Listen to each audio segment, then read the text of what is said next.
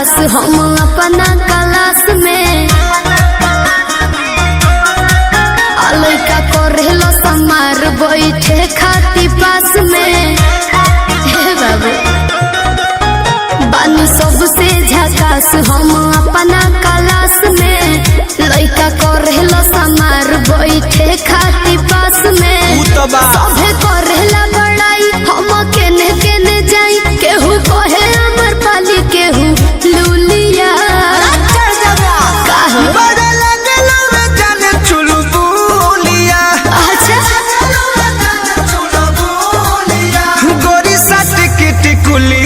पढ़े जब जानू स्कूलिया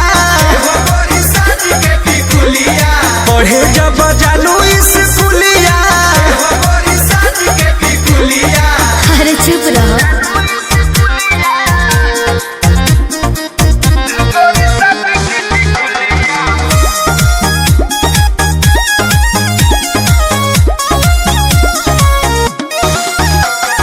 ट्यूशन में मिशन लही कन के हमारा बतावे के घड़ी में सभे देखेला समय हमारा जाए आवे के।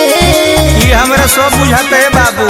तो का पूछता ए धन ओठ पर लगा के उठल लिया तो चलेलू हिरनी वाला चलिया ऐसा न बता चिझना हवे जान तू ममोनिया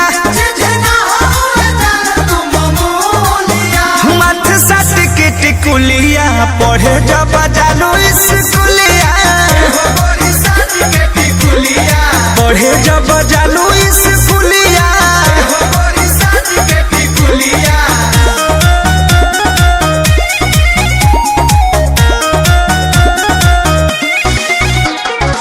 म्यूजिक बाय आर्या शर्मा। अरे फेरा में हमारा लागल बाड़े प्रमोद विशाल हो सोनू सुधा कर डेरा पर पूछस हाल चाल हो।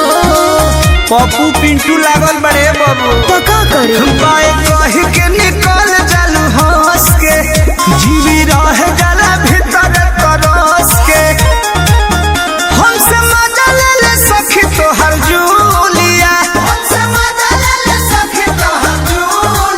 हे गोरी साथ के टिकुलिया पढ़े जब